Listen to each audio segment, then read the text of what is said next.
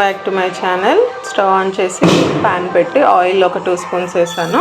Flax seeds వేస్తున్నాను. So flax సీడ్స్తో కారం పొడి చిటపట్లాడింది. సో ప్లేట్లోకి తీసుకున్నాను. మళ్ళీ స్టవ్ ఆన్ చేసి ఒక 3 స్పూన్స్ ధనియాలు, 1 స్పూన్ జీలకర్ర, 1 స్పూన్ ఆయిల్ వేసాను. ఇది కూడా లైట్గా ఫ్రై చేయాలి. ఇవి కూడా ధనియాల జీలకర్ర వేగినాయి. తర్వాత స్టవ్ ఆన్ చేసి ఒక 3 స్పూన్స్ మినపగుళ్ళు, 1 స్పూన్ ఆయిల్ వేసాను. ఇవి కూడా రోస్ట్ చేయాలి. సో మినపగుళ్ళు కూడా వేగినాయి. తర్వాత ఒక 10 నుంచి 12 కారంకి తగ్గట్టుగా ఎండుమిర్చి తీసుకున్నాను. ఇవి లైట్గా ఫ్రై చేయాలి, ఆయిల్ లేకుండా. ఎండుమిర్చి కూడా లైట్గా ఫ్రై చేసి ఆయిల్ లేకుండా. సరిపడా కళ్ళుప్పు, వెల్లుల్లి టేస్ట్కి ఒక 1/2 డజన్ పైన వేసుకోవచ్చు. చింతపండు కొంచెం. ఇవన్నీ చల్లారాలి. చల్లారిన తర్వాత గ్రైండ్ చేయాలి. గ్రైండ్ చేశాను. అవిసె గింజల కారపొడి రెడీ అయింది. రైస్ టిఫిన్స్లోకి చాలా బాగుంటుంది. మీరు ట్రై చేయండి. For more videos subscribe, like, share.